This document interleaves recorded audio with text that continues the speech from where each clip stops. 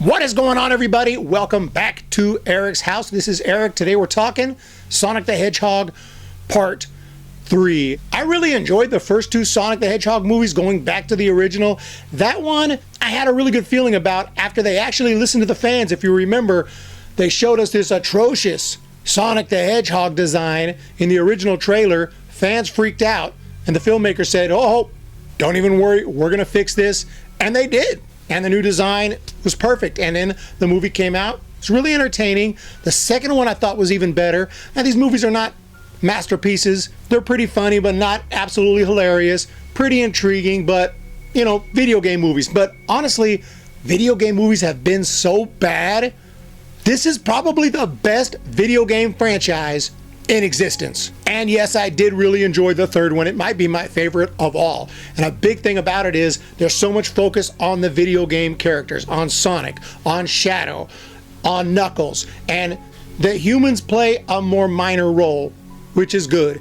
But they were still pretty funny. They did have a couple of hilarious scenes. Probably the loudest I laughed was a moment when a couple of the humans, the main characters, where they weren't actually themselves because they were able to change their bodies, so different actors played them, and I thought those actors were hilarious. It was a absolutely hilarious scene. But a big focus of this movie is Sonic and Shadow. Shadow, of course, a character who looks exactly like Sonic, but a much darker character, and he really is a dark character, very serious, doesn't joke, but extremely powerful, and he has a history with some serious stuff. This is probably the most serious of the three. Not to say that it's, you know, a heavy movie. It's still lighthearted, can take the kids, there's lots of jokes. But Shadow, a very tragic character, is really interesting. The story is actually pretty interesting. And then also, of course, Jim Carrey, Dr. Robotnik, amazing. His appearance here, and he plays two different roles.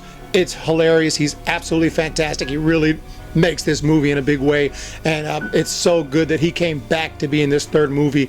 He really steals the show. Jim Carrey is absolutely fantastic. That's all I'll say. But, you know, watching him, and there's a scenario where he kind of has to team up with Sonic, and just watching the three friends interact a lot more in this one. There's just a lot of screen time for Sonic, for Knuckles, and for Tails. So that was really enjoyable, and it's just an easy watch, just a fun watch.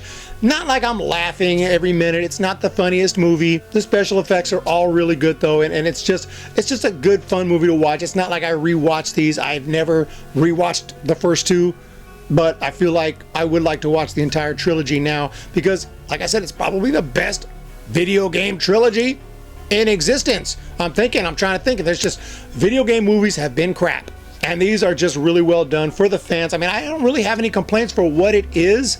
It knocks it out of the park for what it is. It's not my favorite kind of movie. A Sonic the Hedgehog movie is not going to be my favorite kind of movie, but for what it is, really enjoyable. Probably the best movie in theaters right now. There's not a whole lot of options at this time, but I really enjoyed the film. All the voice actors were awesome. There's some recognizable names here, like Keanu Reeves. He just played himself, and that's perfect for Shadow. Shadow is such an interesting character here, and his backstory is really interesting. So the movie is interesting. It's got an intriguing plot. I mean, the main plot, when you get to the end, you know, save the world from getting blown up. I mean, okay, we've seen that a million times, but it involves the backstories of different characters, including Dr. Robotnik and Shadow as well. The villains in this movie, they kind of have a side that you kind of like. They're not just all bad and just your typical mustache twirling evil villains in this one, and I like that kind of villain. That's the most interesting kind of villain. Even the older grandfather of Dr. Robotnik, who Jim Carrey plays, has a connection to make you feel even sorry for him in a way, even though he's kind of the ultimate villain in this movie. But it's just a really entertaining watch. Clean, easy watch. You're not gonna have any problems here, and not boring.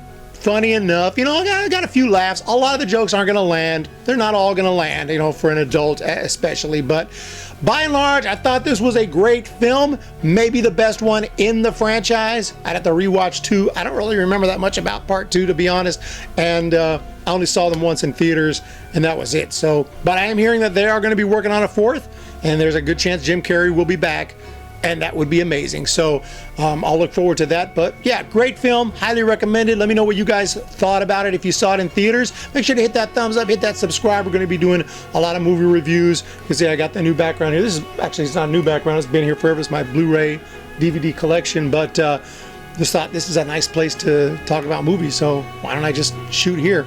You guys have a great one, and we'll see you in the next one.